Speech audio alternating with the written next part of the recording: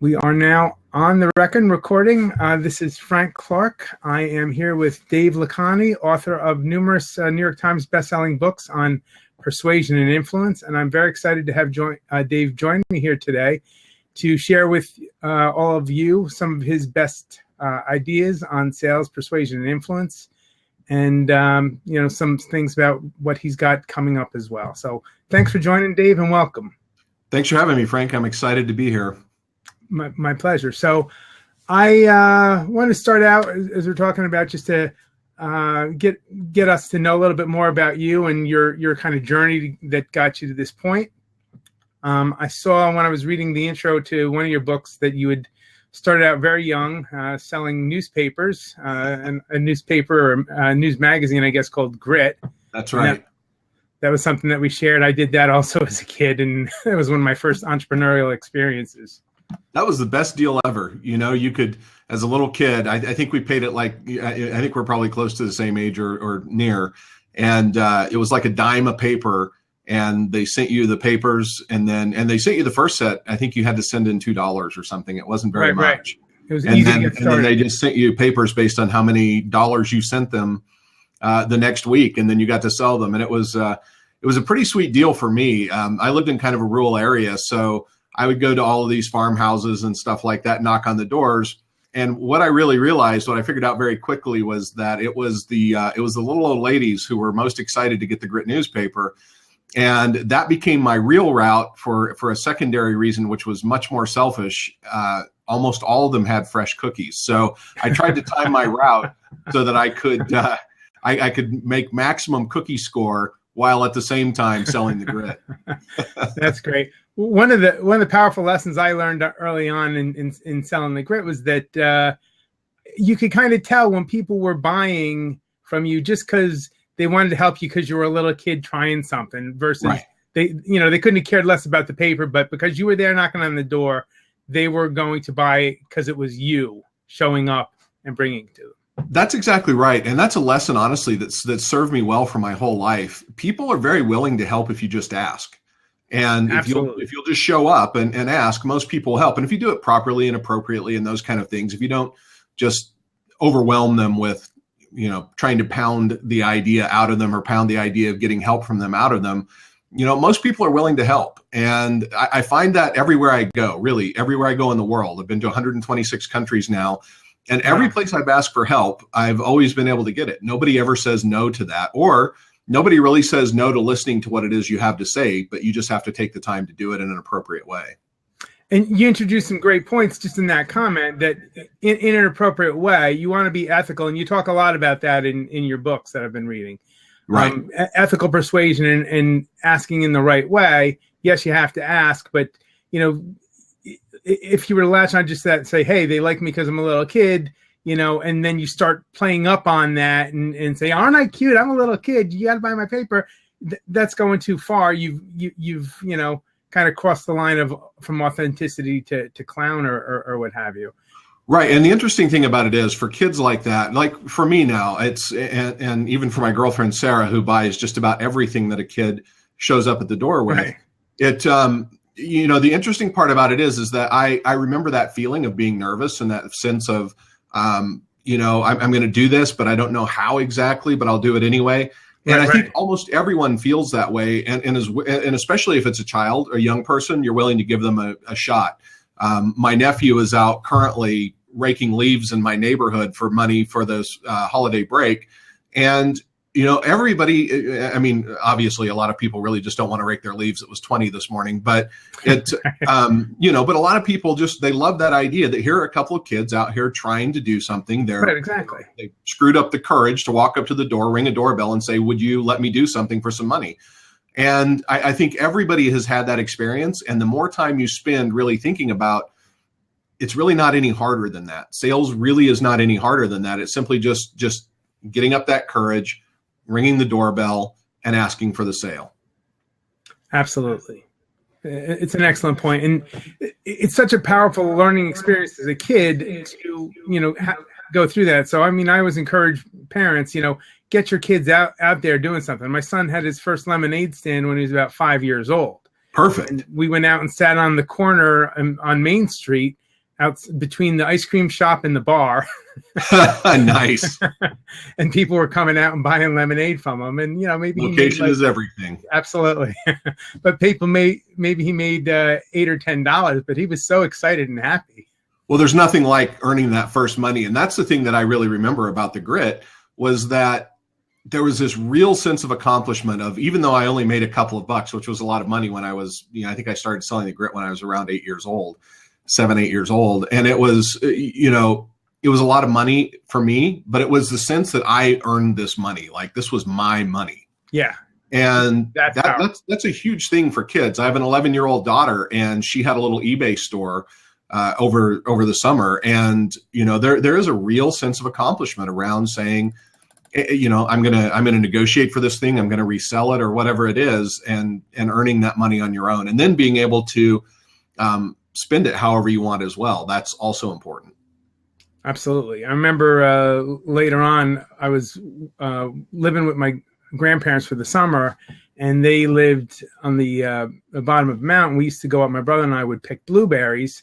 We'd be up there all day long picking blueberries in the hot sun or whatever. It was like, you know, June, July. Right. And we'd come down and then set up a little roadside stand and sell them, you know, whatever it was, $2 a pint or something like that. Yeah. But all of a sudden, all of our day's work would be gone in about half an hour. But then we'd have, you know, 10 or 15 bucks that we could go and buy candy and ice cream with, and it would last us for a couple of weeks. Because, you know, well, you know, the interesting thing is people miss, I think they oftentimes miss how core those opportunities are to developing your persuasiveness, your ability to be able to approach people, talk to people. And when you see people who are really good persuaders, people that we would say are natural persuaders or charismatic, oftentimes they have those things in common. That early on, they've had these experiences where they were interacting with people in a way that was different than their peers. And so they learned how to, you know, they learned how to talk, negotiate.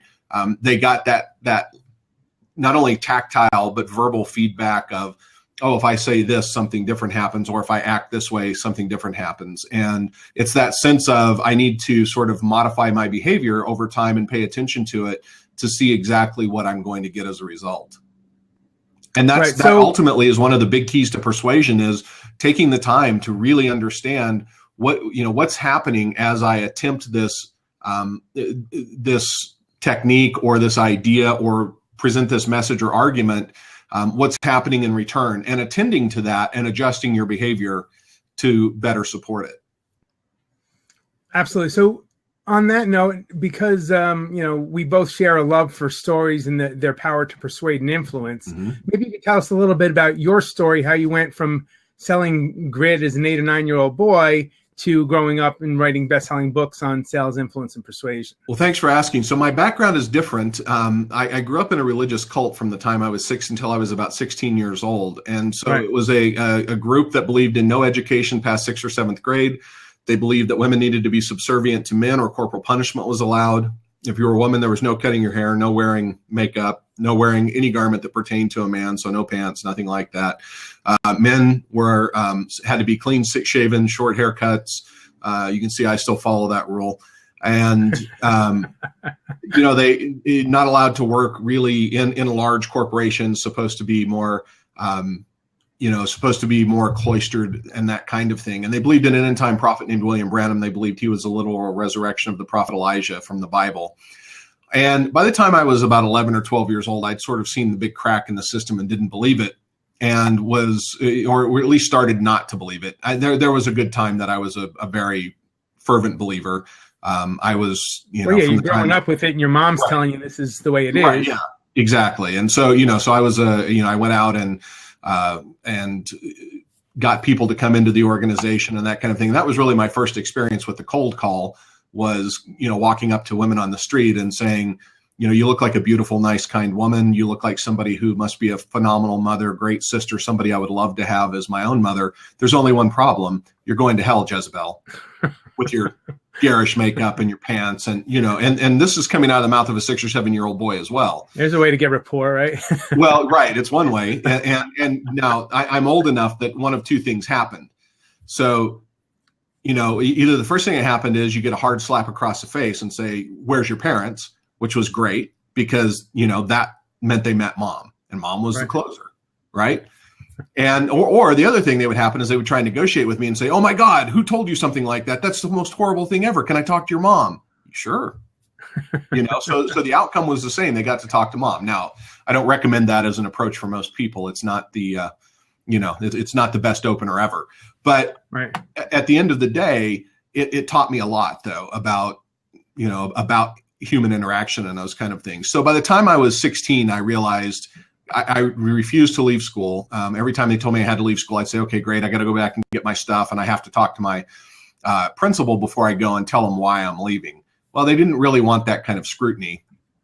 So when I was 16, though, they'd started putting so much pressure on my family. I knew if I were going to stay in school that I had to leave home. So I packed up everything I had, went to church one last time. They laid their hands on me and prayed to God that he would turn my soul over to Satan for the destruction of my flesh, that I would be killed, and excommunicated me from the church and my family. And so I wasn't able to talk with my family anymore or anything. And I packed everything I had into the back of a 1970 Ford Falcon car that I bought from the Forest Service. And that was it. That was my start.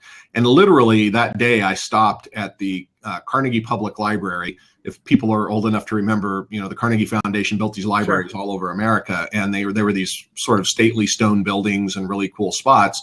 And I went there and I just started studying. I started studying persuasion, influence, the heuristics of decision making, the psychology of belief, salesmanship, marketing, all of those kind of things, so that I could understand how my mom made this crazy decision to raise me and my younger brothers in this organization.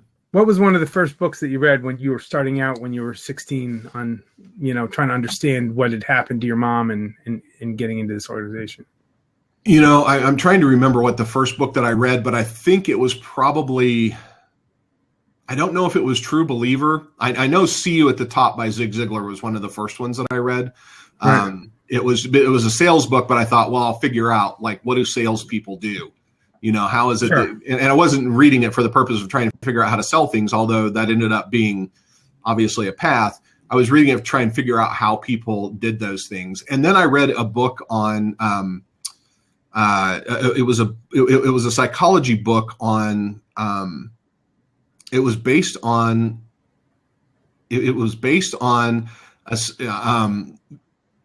the Chinese had done this, and I can't remember the name of it right now, but the Chinese had done this long-term sort of study on POWs during the Vietnam War and how they were affected. And that was one of the first ones that I really read that sort of took me down that path. That one was a very difficult one for me because I was fairly young still and took a while for me to get my head around like some of the ideas and concepts, but that's what led me into the field of psychology and studying that. And then after that, I started studying more and more of the psychological side of it. That's a really good question. Nobody's ever asked me that before. I'm going to have to kind of go back and look at my notes and see what the very first book was now. Yeah, I'm just always curious because I'm a big reader myself. And I had a friend who had gotten drawn into a religious cult when I was in, shortly after college. So I became fascinated by this was a smart, intelligent, woman with a bright future, and how had she gotten trapped into this cult. So I read a book by Stephen Hassan called Combating Cult Mind Control. Right. And, kind of that helped. I was already reading books on persuasion and influence and going in that direction, more on business and marketing really back in the day. But that just helped me, understand kind of the brainwashing techniques that some of these cults use to trap people in, short and long term. Yeah, Combating Cult Mind Control is a phenomenal book, and it's a great jumping off point. If there's a couple of books that I recommend for people to read, if they're really trying to understand the psychology of people who, and not just in cults, but people who are in large group programs, whether it's a single person they're following or they just get sucked into some idea. Sure. The other one is called The True Believer by Eric Hoffer, and I've heard of that one. Yeah, phenomenal book. And I think everybody should read that, regardless of whether you're interested in that or you're just interested as a marketer or as a salesperson about how people follow. That's a really, really good book. It's very short. I think it's maybe 100 pages. It's not very long. Okay, good. I'll look for that one. And we'll see if I can remember and put it in the show notes afterwards. Yeah. Maybe if somebody could type that into the comment box for me, I'd appreciate it. The True Believer by whom? I believe it's Eric Hoffer or Hoffer. Eric Hoffer. Okay. And so you started understanding, and my wife is a librarian. I actually visited the first Carnegie Library in Pittsburgh. Oh, that's cool. When we went out to visit. And, one of my early books was Think and Grow Rich, which is about Andrew Carnegie, who happens to be buried about 2 miles from me in Sleepy Hollow Cemetery here in New York. Very nice. So, yeah. So I'm a huge fan of Andrew Carnegie, and I think it's awesome that you were inspired, through that library. And, so many of us in the entrepreneurial community have been inspired by that Napoleon Hill book, Think and Grow Rich. Absolutely. So, what was the sort of the next step for you going from, okay, I need to understand how to help my mom and maybe help get her out of this thing as well, and help, understand what happened to us as a family. And now what do I do next in terms of like surviving here as a 16, 17-year-old out on my own? What do I do to get a job and support myself, because I'm cut off from my family and all the people I've ever known? Yeah, so honestly, it wasn't a really great path. I made a lot of very poor decisions. I wasn't well prepared for a world that I didn't understand fully. So their prayers came true for you in the short term, right? Yeah, Fate exactly. took over. Yeah, there's been a few times in my life that I thought they might be working, but it was sort of difficult. I mean, I made money doing anything I could. Some of it was, like I had a job at a tool store selling tools at one point.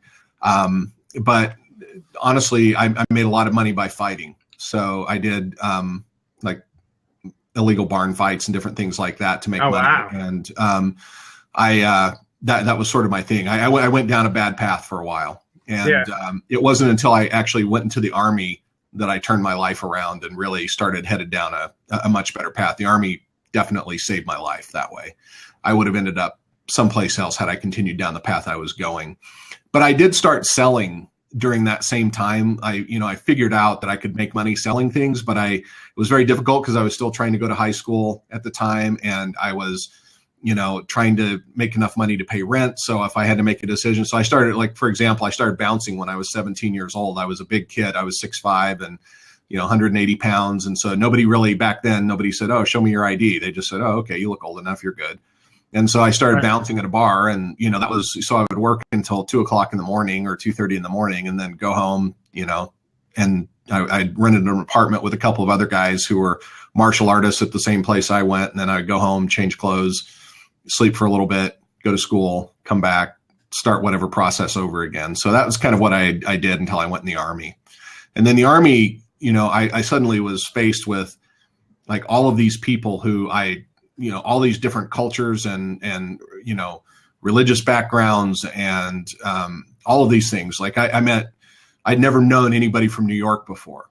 And suddenly here I am faced with all these guys who'd grown up in, Queens or, Brooklyn or someplace. And they had this total different perspective on life than I had ever even considered, and they were listening to music I'd never even heard of before and all this kind of stuff, so it was eye-opening to me. And that's what really sort of fueled my exploration even more of, okay, so there can't just be this one group of people who got it all right, and that's what really pushed me back into studying persuasion and those kind of things. And then while I was in the military, I studied propaganda and, particularly for the purpose of change of embedded people and forces and those kind of things, and got to really see that from a different perspective. So as it turns out, the Army has a whole school on that. And at that time, you could take these courses, which was like precursors to online courses, but you could take these, these courses to learn how propaganda worked and all of those kind of things. So I took every single course I could find on that. Nice. And, and then used applications where I could and that kind of thing. And so that really pushed me back into understanding another side of persuasion and got me even more fascinated by, how people make decisions. Well, that's fantastic. That's very, very interesting. I had gotten interested as a teenager in propaganda, not to the extent that you didn't dove into it apparently, but I was studying Russian language in high school, and our senior class trip, we went over to Russia. So our teacher told us a lot about the propaganda that they were using over there in communist Russia at the time to control the people, and we got to see it firsthand. We studied some of it in the Russian class, and then obviously in history we were learning about Hitler and how he had used propaganda. So it was always in the back of my mind, like, how could such evil have occurred? And the thing that everybody pointed to was, these guys became masters, Hitler and Stalin and so forth, at combining the use of propaganda with these terrorist totalitarian types of rule, and just led to a deadly combination. So that's fascinating. So how long were you in the Army? I was in the Army for almost 6 years. Okay. And it was a great experience for me. And then I got out of the Army, and that really is when I got serious about, really applying persuasion and understanding it and testing new things. So that's, that really became the essence of what came today, because then I was able to test it in businesses and really spend time. I started selling. I took sales jobs, like legitimate real sales jobs, and began, not that selling tools wasn't a legitimate sales job, but it was a different kind of thing. It wasn't in retail stores. So this required me to actually have interactions with people, learn the whole process of selling, how to identify a prospect, how to take them through a sales process, close them at the end, and all of those kind of things. And so, I started back in the old day where, they're simple sort of formulaic persuasion techniques where, turn the contract around, slide it across the desk, put the pen on it, and, and say, what else do you have to do? Sign here. Literally all the way to very high pressure. Like one of the first sales jobs I had was at in that situation was at a place that sold aluminum siding for houses. And it was literally a call center. Everybody was named Mr. or Mrs. Smith, and you got paid on commission, and they gave you a phone book, and you just went through the white pages starting at A and started dialing numbers and asking people if they were homeowners. And if they were, then you tried to sell it to them. And people would get so mad because you call them, back then you called them at dinner time, because that's when people were most likely to answer. And they would blow whistles in your ears and scream at you, and they'd call back and, ask for Mr. Smith so they could scream some more. And usually another Mr. Smith got a hold of them, and then they would try and take them through a process of selling them anyway. And it would just frustrate them even more. So I learned a lot about, just a lot about cold calling and, how to load the, kind of load the cycle in your favor. And it took a while. Like they had a script that you used, but it wasn't very sophisticated. It was sort of rudimentary. And so then you started figuring out, okay, I can kind of do things differently. I can ask things differently. And then they also started painting houses. So then there was a cross sell. So that was my first experience with cross selling or down selling.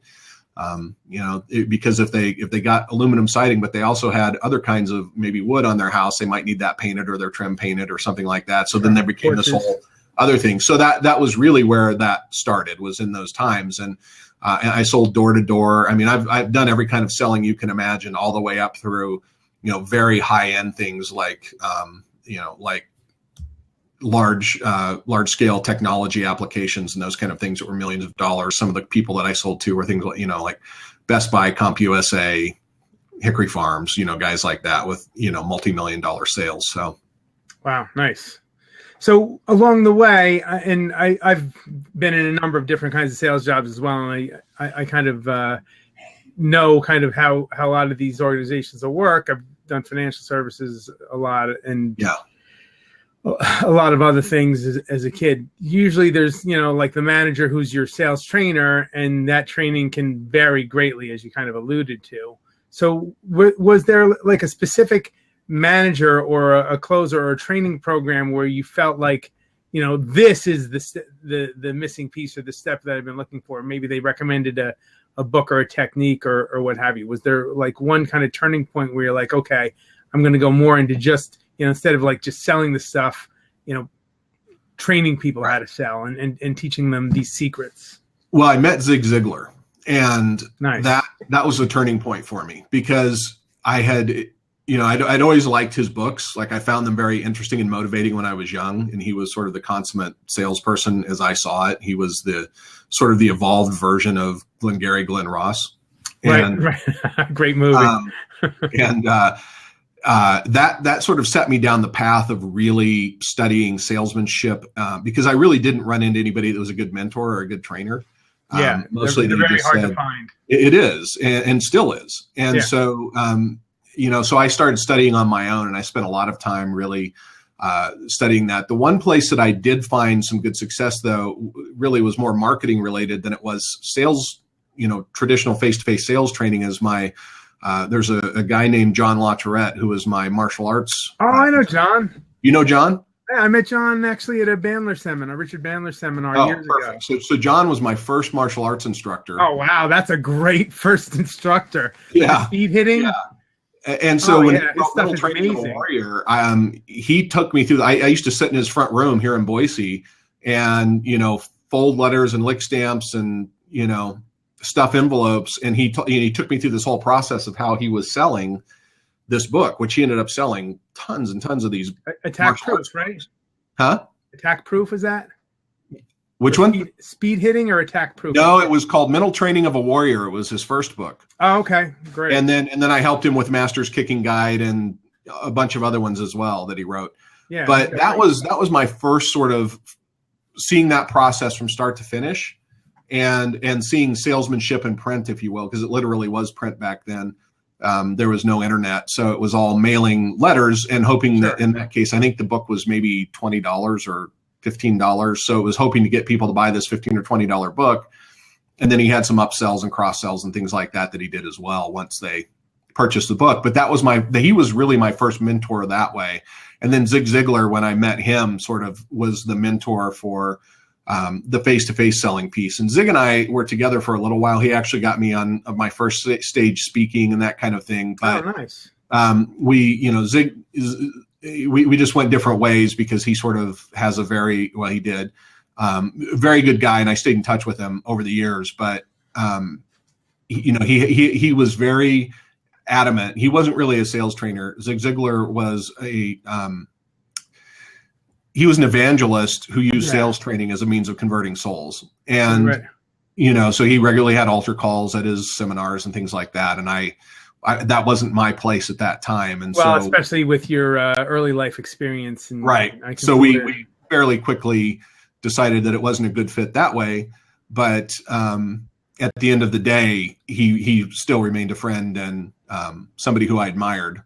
And who obviously impacted millions of salespeople. Of course, yeah. I mean, my first experience with, I'd read Tom Hopkins' book years ago. That was one of my first. Tom's a great guy too. Yeah, first really, intense sales book or whatever. And I think I had read that like shortly after Think and Grow Rich. And I just kind of fell in love with Tom Hopkins and decided I wanted to go see him. Went to his seminar and bought all of his tapes and programs, and everything was tape cassettes back then. It was, CDs weren't a big thing still.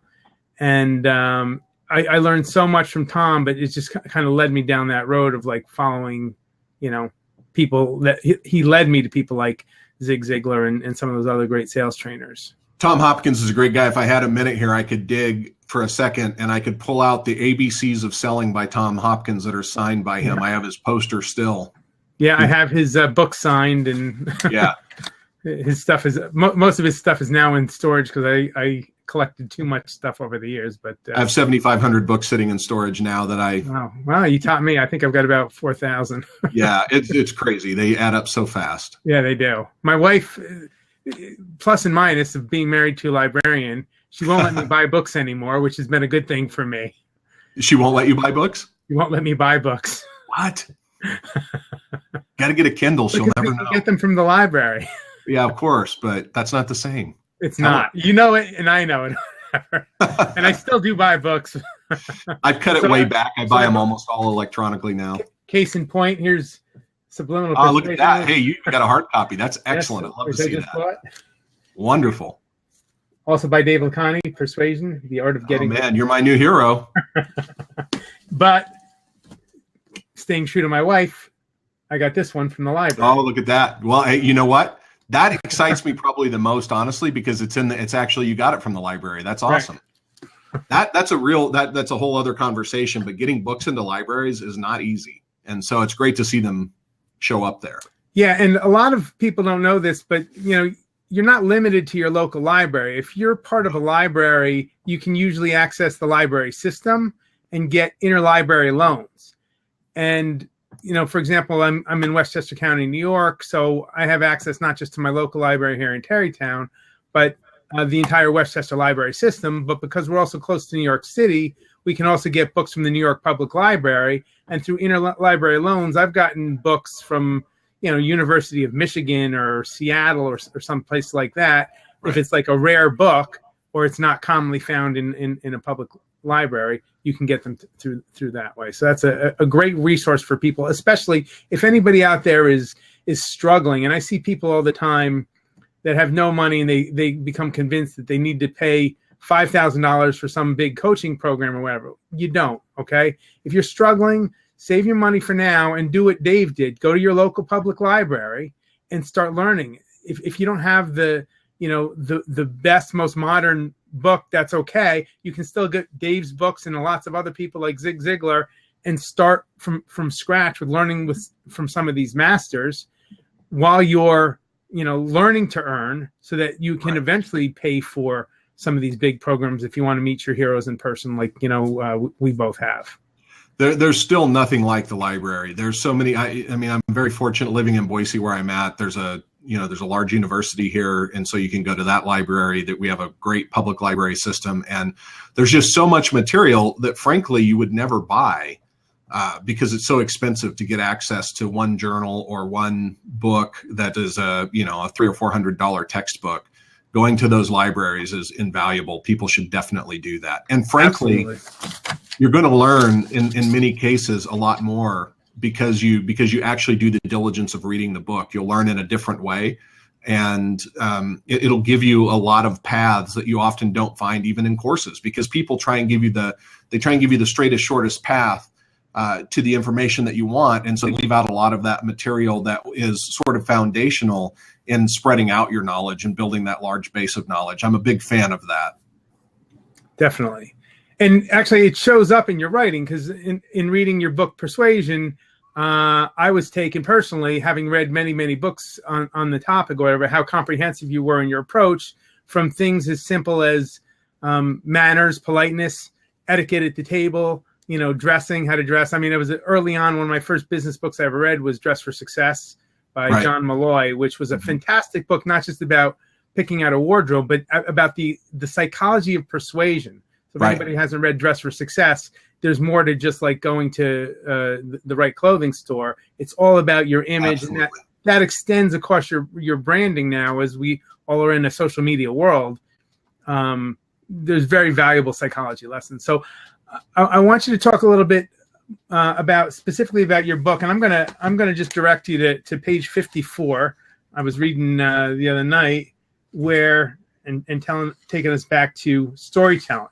You have a brilliantly laid out sort of a plan for how to craft your precision story, and it's laid out step by step, and broken down piece by piece.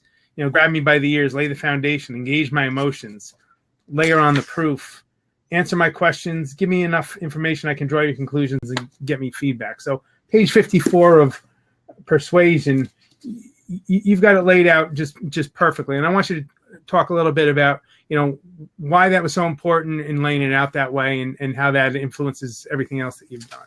So my definition of persuasion is getting people to come to their own most logical conclusion, which happens to be one you share.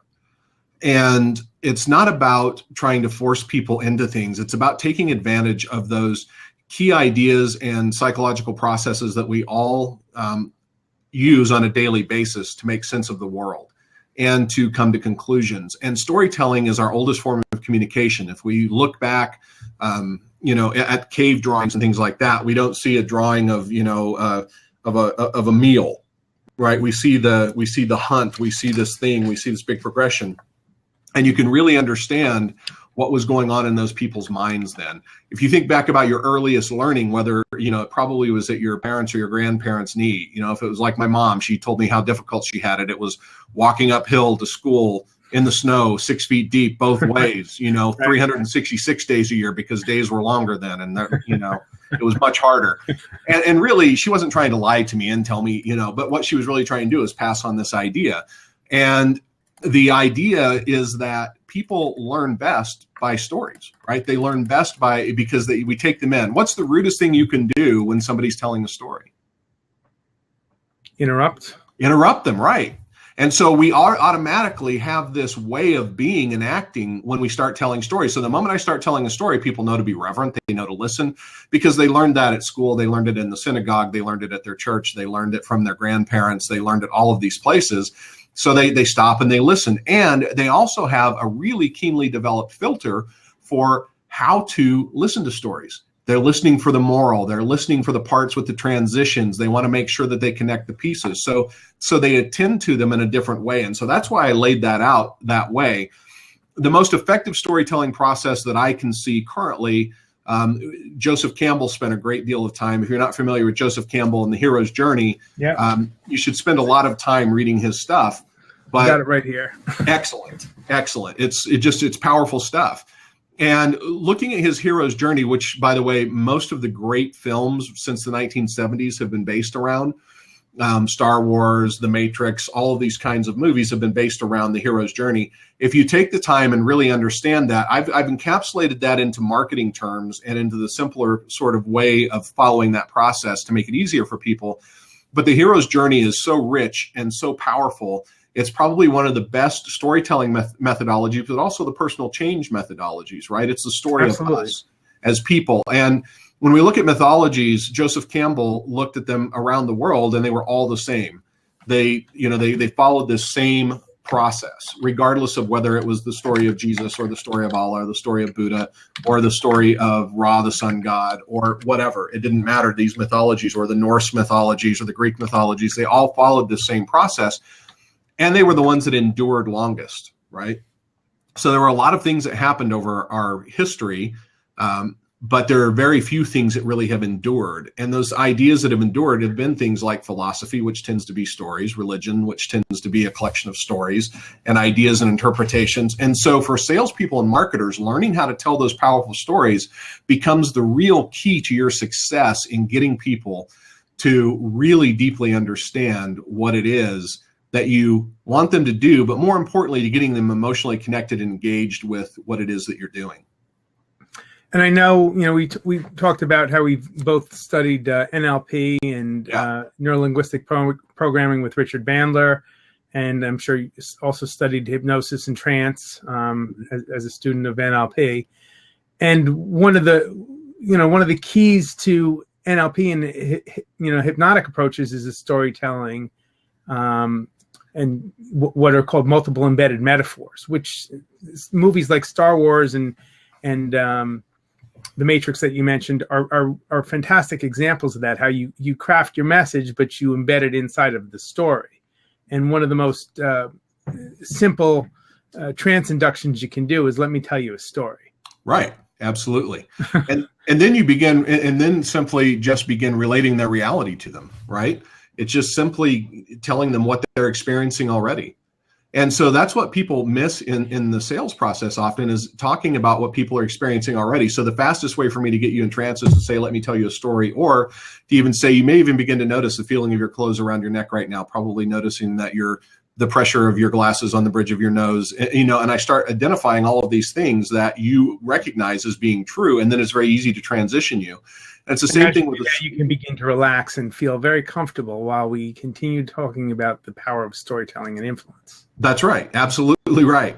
And so as we do that kind of a thing with storytelling, even when we're selling, right, if we just begin to notice, like, you've probably noticed many times that as you slide into your car, that it's harder to start, or it doesn't, whatever. And you begin noting the things that they already noticed, and you transition them with the story about what they really want, what they wanted, what they want their future to be like, challenges they've had, all those kind of things. The problem with most stories is, though, that people don't start with a statement or an idea that really grabs people by the ears and gets them to pay attention. Right. And that's one of the real keys, because with people being as distracted as they are today, you have to reach out, grab them by the ears and say, listen, this is something important to pay attention to, because if not, there's 1,000 other memes, 1,000 other tweets, 1,000 other Facebook posts, 1,000 other people who are trying to clamor for your attention. And so it has to be something so compelling that it stops them in their tracks and they say, hold on a minute. Absolutely. And that's, the key is, for any good advertising, any good pitch, you've got to grab their attention. I mean, there are multiple studies showing, people form their first impressions in the first, milliseconds of seeing you. So if you're not grabbing them right from the get-go, then you're going to lose them. I mean, we're here on this platform Blab, which is, ADD heaven in a sense. But if you're not saying something that is like grabbing people by the collar and shaking them, they're going to click away and be on to, Periscope or Twitter or Facebook or some other thing, or, reading a blog. That's right. Or worse yet, they'll stay here, but they'll start just looking at whatever they can and not really paying attention. And then you lose any opportunity to actually have the impact you're hoping to have. Exactly. So I want to just remind people I'm here with New York Times bestselling author Dave Lakhani, author of multiple books on persuasion and influence, how to sell when nobody's buying, and this one, subliminal persuasion. Oops, sorry. So you can learn more about Dave by going to his website, Dave, which is Bold Approach. If you want to, boldapproach.com, is that correct? That's right. Yep. So we're going to put that into the chat here.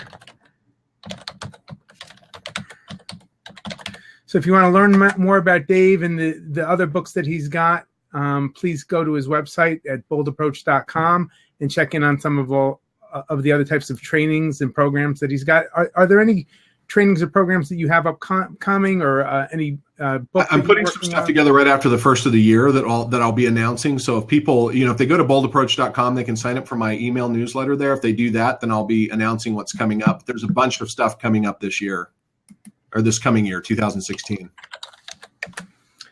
Okay, and is there one that you're most excited about for the topic of persuasion? Well, for the topic of persuasion, it's about personal persuasion. So it's about creating shifts for people to get the results that they've been trying to look for. It's how do we persuade ourselves?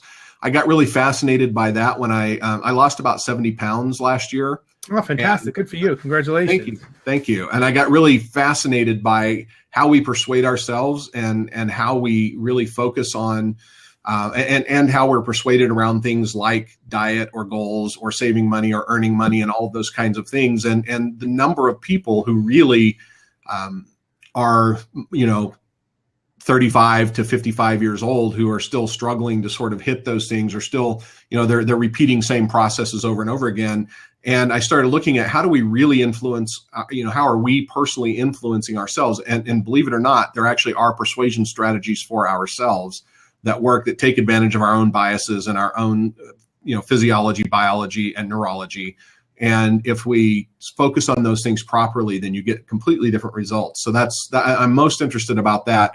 I'm probably going to do a beta event in the first part of January with a guy named Ray Cronise, who is a former NASA scientist. And he's the one he just spent the last 6 years studying all of the literature from the mid 1800s forward on nutrition.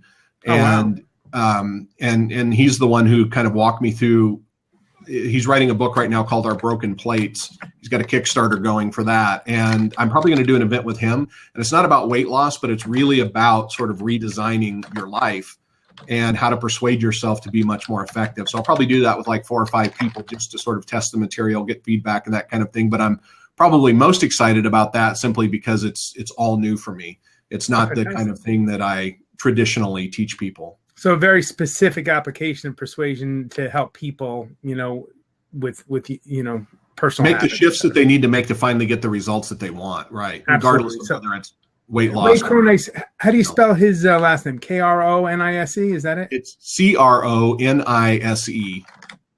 Cronise. And it's Ray Cronise. If you go to Kickstarter and look for Our Broken Plates, you'll find him. And then I think that's got links back to his website and that kind of thing. Okay, I'm just going to type that in the chat.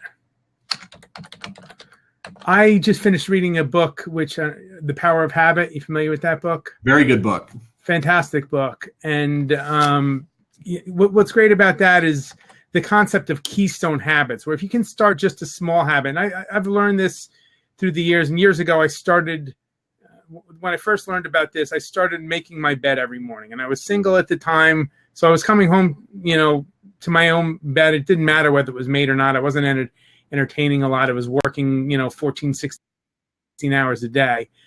and started making my bed every day, just so that as soon as you woke up, you get the feeling that you're accomplishing stuff, but it becomes a keystone habit, which triggers other positive habits. Right. And I think, that's got to be part of what you're talking about. Maybe you can reflect on keystone habits a little bit. Yeah, keystone habits are really important. I think it's also important, most people know what they need to do, and most people do most of the things that they need to do most of the time, but they don't do them consistently.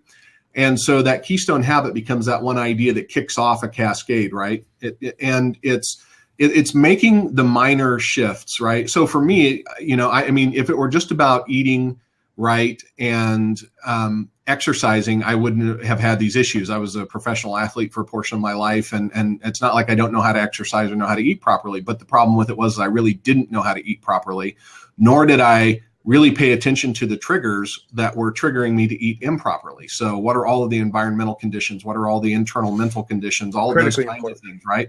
So I had to set up different triggers, and by setting up those different triggers, then I was able to create new habits that were more effective for me and allowed me to be effective over time. So this really comes down to developing those kinds of things. But yeah, those keystone habits are really important. And so is the idea that, so when you're looking at creating new habits or, personal influence, you look at some of the work around like tooth flossing, for example.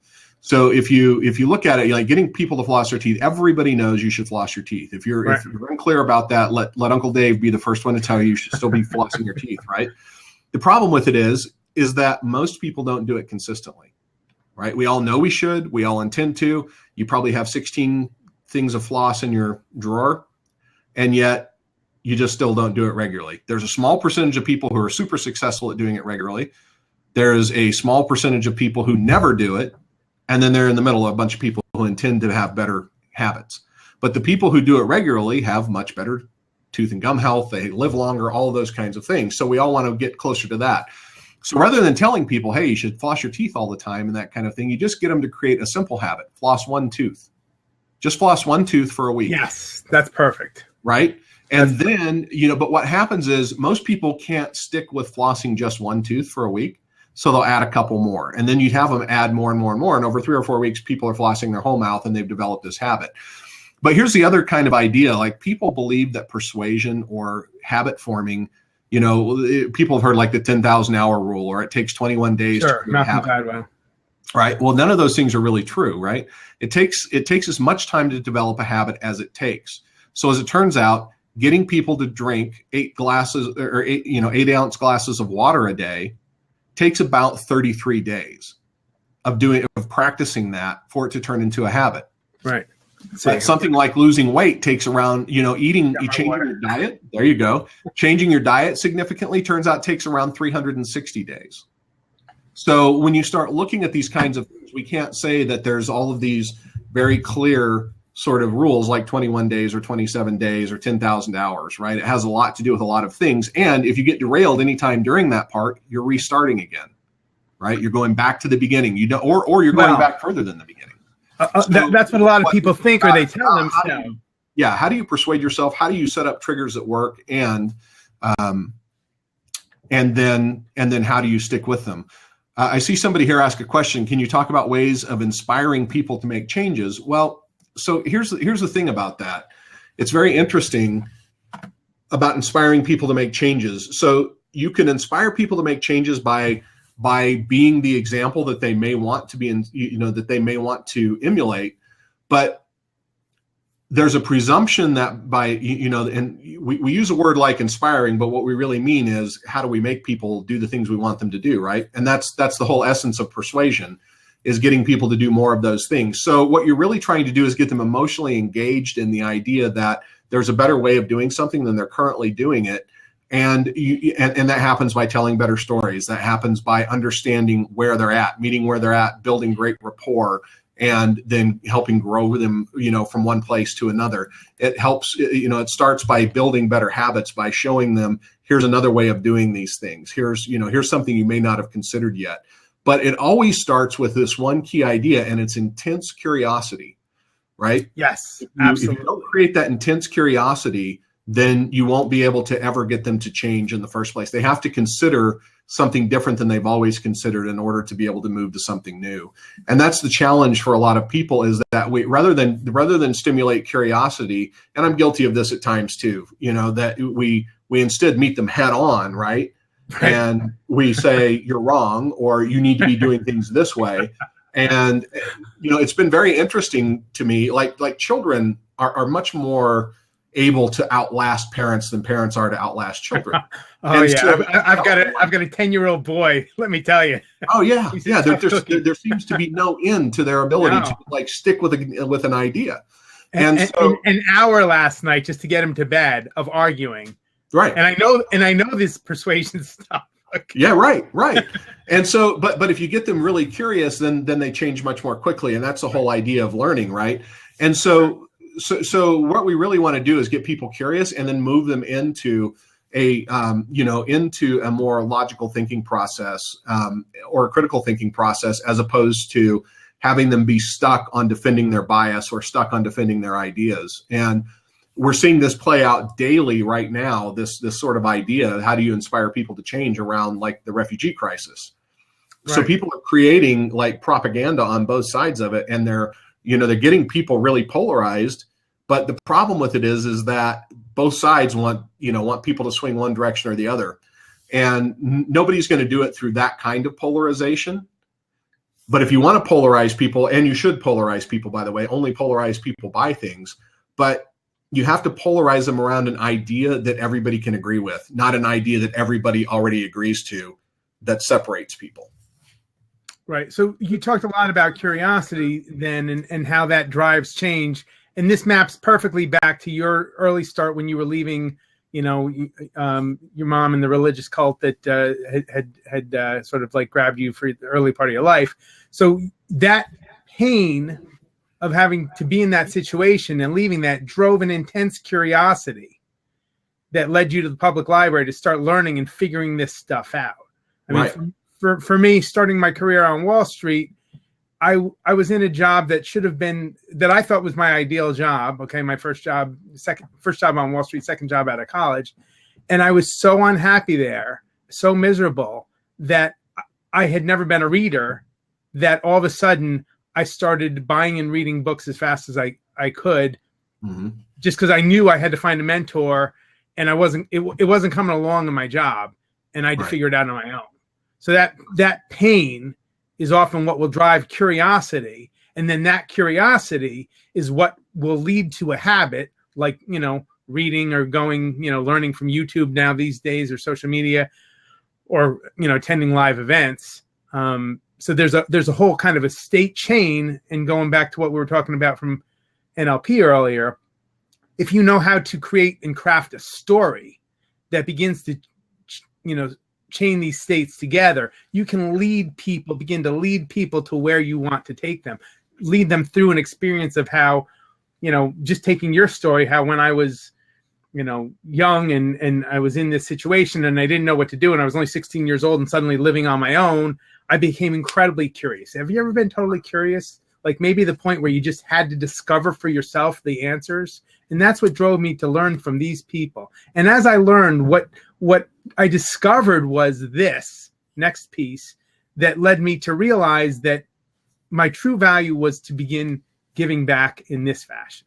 So that whole sort of, story, and that construction of that story takes people through the chain, and you kind of make people feel the emotion along the way of the journey, but that takes them along with you, your journey, to get them to, ultimately the state of, and that's why, now I've got this new programming, this new book coming out, this new seminar coming out. And if you want to shortcut my processes, I'll take you through that. If you just, sign up now, get on my email list, my opt-in list, you can learn, without having to go through all those steps. And I'm going to make it easier for you. I'm going to break it down. And you're great at this. I mean, I can see from your books, you do a phenomenal job in breaking it down to the core elements. I'm excited to see what you're going to be doing with this, personal habits program.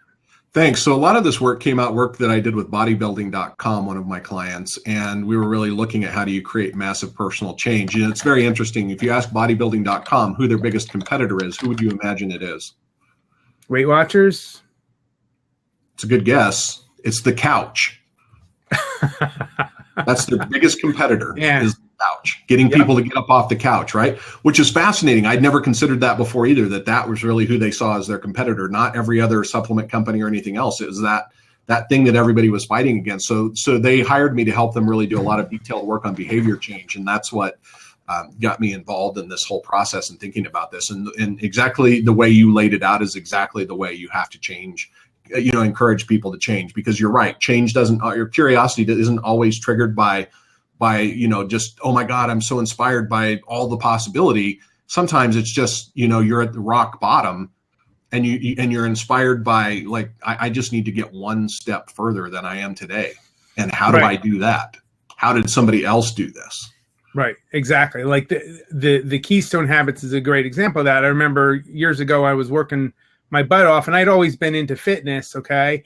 But because I was working so hard, I didn't have time to go to the gym or do the things I wanted. I was working, 14, 15 hours a day sometimes. So I decided, you know what I can do? Every day I'm going to get up and I'm just going to do, I started with, I think, 25 push-ups and 30 sit-ups or something like that. Yeah. And I was like, all right, well, that only took me 2 minutes, so I'm going to do 2 sets. So then eventually over time, over the next 6, 8, 10 months, I got to the point where I was doing 2 sets of 100 push-ups and 2 sets of 200 sit-ups. It didn't take that long, but once I was committed to doing it every day, it became a keystone habit, and your progress accelerates. But what's fascinating, and he talks about in The Power of Habit, is suddenly other things in your life start to change. Like all of a sudden, not only are you exercising, but because you're exercising, you start thinking about what you're eating. And because you've got that one little keystone habit of, exercising just a little bit every day, you start to think, well, maybe I'm going to skip dessert tonight at dinner, or maybe I'm not going to get that cookie at lunchtime with my coffee. I was just looking up a website that people could look at, and it's BJ Fogg's work. So BJ Fogg, like, that was one of his things when he was the one who came up with the idea of flossing one tooth, or he was also, and it's BJ Fogg, Fogg. And he also, so one of his things was he wanted to start exercising more. So he just started finding these things, these triggers about when to start doing push-ups. So like one of his things was every time he went to the urinal, he would do 20 push-ups. And every time he did something, so he had these things that he linked together that said, okay, every time I do this, I'll do that, right? And it's called Captology. And if you go to Captology, CAPTOLOGY.stanford.edu, you can read more about some of these processes, which I think will overlay exactly on what you're talking about. Right. Another great resource, and I don't know how much you've looked into this, is behavioral economics. I mean, a lot of people may be familiar with the book Freakonomics, and the study of incentives and consequences. But there are tremendous resources available in the world of behavioral economics and helping people make personal changes. And it's now being used extensively by the government in the UK. It's sort of been used within the Obama administration. And it's starting to be adopted more and more by businesses. So there's some fantastic books by Dan Ariely, Predictably Irrational, Freakonomics by Stephen Levitt. Levitt and Dubner. Yeah. The Heath brothers have done a great job of using some of those insights in Made to Stick, which is great for people who are interested in social media. Pick up Made to Stick by Chip and Dan Heath. But there are fantastic insights into things like weight loss, habit formation, around the endowment effect and other aspects of behavioral economics. Absolutely. Yeah, Richard Thaler's another one, Nudge. So I know we're coming up on an hour here, Dave. I don't want to keep you tied up too long. I wanted to see if you had time for a couple of questions, I could possibly open up a seat. Yeah, I'd love to. I'd love to take a couple. Okay, let's unlock a seat here. And does anybody have any questions? Maybe you can type in the chat /Q. Space in your question for Dave Lakhani, and if we like your question, maybe we can have you call in as well. So, Laura Childs asked, how could she be a beta tester in my new event? And the answer is, get on my email list and I'll let you know how we're going to do that. Okay, so again, your website is boldapproach.com. Check in on the email list and I'll let you know. Some of them are going to come from Ray Cronice's Kickstarter. That's there's a little tip for you there. Okay, so that's the other one. I posted that earlier above in the comments. Ray Cronice on Kickstarter. You can find that. But definitely, you want to be on Dave's email list, boldapproach.com. Get engaged there, and you can learn more about him, learn about his books and his upcoming programs. Does anybody else have a question or would like to call in at this point? One of the other questions I see here from Laura is, are there ways storytelling and curiosity help you become a New York Times bestseller? And my answer to that question is that's the only way to become a New York Times bestseller. I actually am not a New York Times bestseller. I've hit a lot of other lists. New York Times is an interesting story. I was being tracked by the Times for my last book, and we sold too many books in the first week and ran out of books in the second week.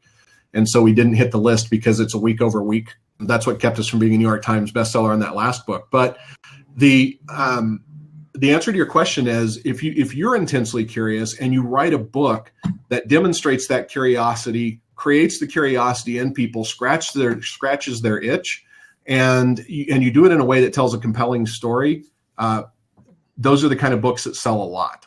And they're the kind of books that people recommend and share and share and share. And so definitely those things help. And because New York Times best-selling author only means that you're a really good marketer as well, make sure that you use all of those same tools as you're marketing the book and telling the story of the book. Excellent. Thank you for that. That's a great answer. So we've got Sandra calling in. Sandra, I was on a blab with earlier this month, so thanks for calling in, Sandra. Yeah, and my hair, I just came in from the wind. Nice to meet you, Dave. Nice so first of all, big congratulations to my friend Frank. I'm so inspired and so happy for him with this great guest. I just turned in for almost half of it, not even half, but the title caught me, and I want to say a few things. I'm the inspirational expert, right? So first of all, Frank, I'm really proud and impressed that you have him on. Secondly, like Frank said, he was just in my blab, Dave, inspiring us with what you're all about, and told us about this interview today, but I had to run out and I just came back. So that was inspiring. I love the word influence, the master of influence. And I just wanted to share that Frank came into my blab and inspired me. Here I am, I'm the inspirer, right? But it's good to inspire and then be inspired. And Frank put something in my head today, and now it's kind of coming down here. And he said, Sandra, you have so much to share. I was talking about value, and here he is inspiring me right back at me.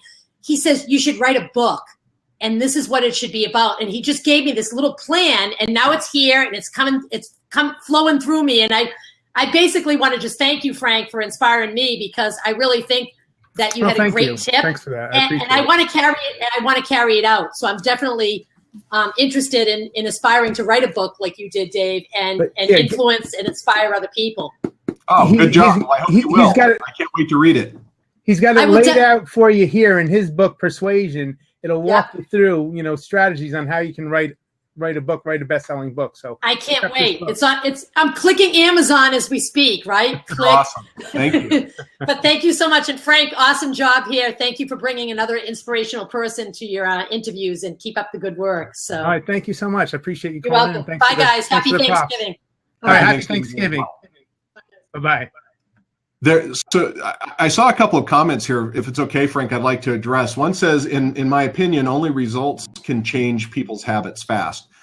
And that's sort of true and sort of not true, right? And so the sort of true part is, like, let's look at a habit as a phobia, because a phobia really is a habit, right? So every time I see a spider, I freak out.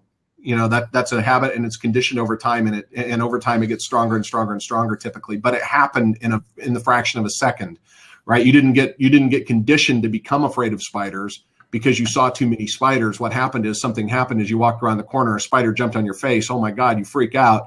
And that's indelibly attached to you now, and you have this phobia of spiders.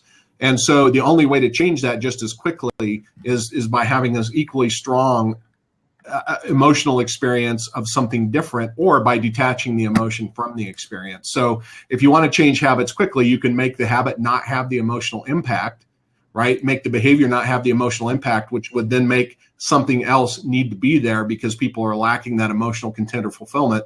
So you can then install a better habit, or you have to simply then start by building a smaller habit, and the result will then demonstrate over time that it's worth doing. And then talk about the extreme importance of defining personal life goals, because those changes will definitely be in the right way. So life goals are important, but people have too many of them, right? You can only focus on a certain number of things at a time. So if you have a goal, focus on your goal, focus on that single goal, get that one accomplished, then move on to the next one. So when you look at BJ Fogg's work, he didn't want to do push-ups and sit-ups and squat thrusts and CrossFit, right? He wanted to do push-ups. Every time he went to the bathroom, he did push-ups. And then once he got good at push-ups, then he added more things into that, right? So that was that establishing key habit, and then just build from there. And that's the same thing. The problem with it is, though, is that when you have too many goals, it's very easy to get distracted and go down the path a little bit on this one, a little bit on that one, a little bit in this one, a little bit on that one. Key focus. Absolutely. I think Jim Rohn talks about, everybody can exercise. So if you set up, just a simple, easy goal that you can hit no matter what. You can hit, blindfolded, with your hands tied behind your back, of something so easy that no matter what, you can hit that goal. Like one push-up. Yeah. Everybody can do one push-up or one sit-up, whatever it might be, but that you're committed that as soon as you wake up and go to the bathroom, brush your teeth, you're going to drop and do one push-up. Everybody can do that. Right. And if you do that one push-up and commit to it every single day for a year, after a couple of days, you're going to be like, well, I'm down here anyway. I might as well do 2 push-ups or 3 push-ups. That's exactly right. It's going to build over time. And here's the thing, too. If you don't keep doing it in that same format, it's very easy to get out of the habit as well, right? Yes. So I do this thing. It's called the Wim Hof method. It's a yogic breathing exercise and cold exposure, right, that I just decided to do because I wanted to see what it was all about. It's a 10-week program. And if I don't do it at the same time every day, if I just say, oh, I'm going to, instead of doing it right when I get out of bed, I'm going to do because it takes about 20 minutes, I'm going to do that. If I choose not to do it, then, and I'll say I'll do it at lunch, or I'll do it at dinner, or I'll do it before I go to bed, it won't happen. It just won't happen. Exactly. Right? It's because there's too many other things that can occur. So you've got, you have to set up triggers, and you have to acknowledge the trigger in order to be successful. Right. And for me, the same thing, like I've been meditating on and off for years, and I've heard, fantastic things, and I've had great experiences with meditation. And I find that sometimes if I skip a day or whatever, then eventually I'm skipping every day, and then I'm not doing it at all. And then months go by. So about a year and a half, I started saying, okay, every day when I wake up, I'm going to meditate no matter what. Even if I'm late for something else, I'm going to meditate, but I'm going to do it every day. Right. So for the last year and a half now, I've been meditating for, at least 5 minutes, but usually 20 minutes every day. And that has been so transformative for me, because now it's this discipline and this habit that is also expanding to help me set up good habits in other areas of my life. Everybody, we're coming up here to New Year's, and every year people start their New Year's resolution, and within a week or two, 80% of the people have already broken them or given up on their New Year's resolution. Right. Which is sad. Because people set their goals too high. There is the plural, right? I'm going to lose weight. I'm going to make more money. I'm going to get a new job. I'm going to get a better spouse. I'm going to, right? Pick one, create a plan, set up a series of triggers. It's also good if you have some sort of reward, or if you have some sort of stakes around it, so that if you don't do it, something else is triggered or happens. Yes. It isn't necessarily positive. And those things will keep you on track, but only pick one, only do one, because you won't get more than one accomplished. You may not even get one accomplished if you don't break it down into a systematic format you can follow. Yeah, and I've used that one thing for New Year's resolution very effectively over time. And I don't set them or hold them every year, but in the years when I'm saying, you know what, this is the year that I'm going to kick this one thing. Okay, so 22 years ago, I think it was, I decided it was going to be alcohol. And I was going to see if I could get through a whole year without having a drink, without drinking wine, beer, or whatever. And I wasn't an alcoholic at the time, but I was kind of like a weekend, binge drinker or whatever. I'd go out with friends and get wasted, and that was fun, etc. And I was like, you know what, let me see if I can get through a whole year without doing it. So that was 22 years ago. And that was, after I got through a whole year, I was successfully able to get through a whole year. I lost interest, and now I don't drink. And it's been one of the best things in my life because it's freed up so much of my time and energy and so forth, and led me to overall healthier lifestyles and so many other benefits I couldn't have anticipated. Right. Absolutely. And it's making that one simple decision, right? It's exactly. One simple decision and then reinforcing it daily. Exactly. So start small, pick one thing, you know, as we're coming up on New Year's resolution, pick one thing, one habit, and, you know, sign up for Dave's list at boldapproach.com and learn about the program that he's doing, because he can help coach you and guide you through these strategies, if you will. But pick something small, something that you can stick to, something that's easy. I have a friend here in New York, Doug O'Brien, who's an NLP teacher, who's got his ease system of goal setting. But pick something easy that no matter what, you can do it every single day. And he uses a music metaphor that, you know, you can, if you're learning piano or violin, you know, you can practice for 1 minute every day. And if you practice for 1 minute, over time, you're going to eventually practice for 2, and then 3, and then 5. And then pretty soon you're going to be practicing 20 minutes, half an hour every day. And if you're practicing 20 minutes, half an hour every day, you're going to get to your 10,000 hours, you know, pretty quickly, more so than if you're doing, you know, 2 hours once a week. You know, and as long as you're doing good practice, right, effective practice, and, you know, then you're going to be fine. And it may not take you 10,000 hours. It may take less. It may take more. It really just depends. Well, especially if you model expertise and you find somebody who's, you know, mastered the topic. So if instead of practicing 10,000 hours, you're practicing 500 hours, but, you know, getting coaching from a master, you can get to where you want to go a hell of a lot faster than doing it wrong for 9,500 hours. Right.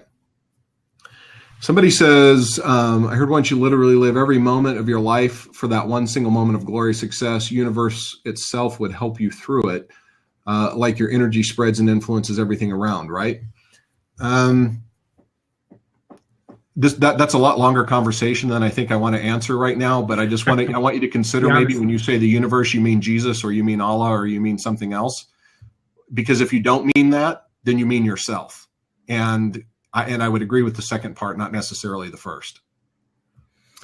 Yeah, just to that point, it's like when you begin working, you know, a lot of people get caught up in religion or God or certain concepts, and as we can see, you know, from what you've shared from your early experience, that can get dangerous. You've got people trying to control you through religion. And I'm not saying religion is a bad thing in general, but what I am saying is that we as human beings, as individuals living, you know, especially those of us who live in a free society, have the ability to control ourselves. And in controlling ourselves, we can begin to impact the world in ways we could not have anticipated.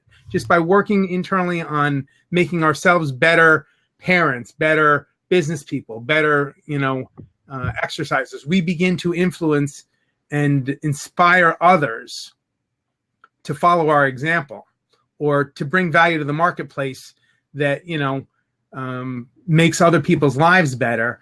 That begins to impact the world and make a difference on, you know, the broader, you know, the universe. Absolutely. So focus on yourself. If you want to change the world, focus on yourself and become the best, you know, person that you can be, and figure out how can you add value to others, not by telling them what to do, but by making yourself better and identifying strategies that can help make things better across the board.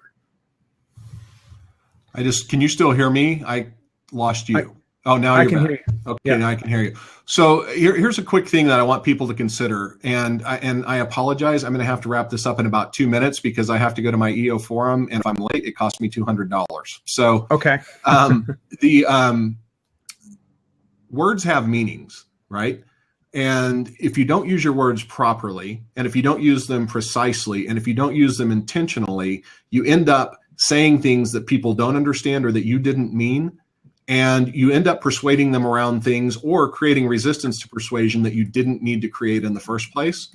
So pick your words very carefully. So when people say things to me like, you know, well, the universe is guiding me, then I immediately respond to that, usually with saying, you know, tell me more what the universe means to you. What does that mean? Because what you really find is they've replaced one ideology with another ideology that's very similar.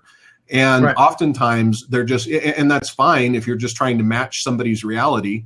But ultimately, at the end of the day, particularly when it comes to personal change, if you're saying, well, the universe says I can do this or the universe says I can't, that's sort of saying like, like Jesus says I can or I can't, or that, a tree says I can or I can't. And so you have to be really careful about how you use those things, because your mind is also very adaptive to the words that you use and tends to follow those things. So, there is a lot of truth in that old saying, if you believe you can, you can. And if you believe you can't, you can't, A good friend of mine, a guy that I like to follow a lot, Henry Rollins, says this. He goes, and I'm going to paraphrase and get it wrong, but he says, really, there is, there's no daytime, there's no lifetime, there's no time like the present, there's no time like now. There's only, there's only lifetime. Go, and that's really it. You have to really. I wish I had that quote so much better. I'll find it and send it, but. The reality of it is that those words are super powerful. And if you're going to create better habits and you're going to create change in people and you want to really influence people, you have to pick your words very, very carefully. Absolutely. So on that, I think we're going to close out this conversation so that you can get to your forum. I remember that EO was just a powerful group. If people are entrepreneurs in this group watching, something great to get involved in, to surround yourself with a peer group and an environment that can help keep you on track. So I'm going to let you hold yourself accountable and get to your meeting on time. Thank you so much. This was a fantastic conversation. I really appreciate it. And I hope that everybody on the call will go to boldapproach.com to learn more about Dave Lakhani, his books, and his upcoming programs. Frank, I love doing this. If people are interested in your game, I'd love to do it again sometime. Absolutely. I would love to have you on for another conversation. That'd be great. Just let Frank know if you guys want to do this again. All right, great. Well, thank you so much. I'm going to close this out for now, and I'll stay on for a little while off the record and answer questions or take callers. But thank you again, Dave. I really appreciate it. My great pleasure. Thank you, everyone. Have a great day. All right, bye-bye.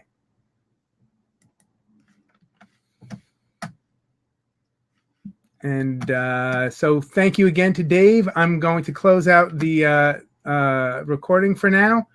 But I will stay on and take some questions for a little while longer. Thank you, everybody, for joining us. So we had a lot of people on the call, so I'm thrilled to have reached so many of you, and hope that a lot more people will watch the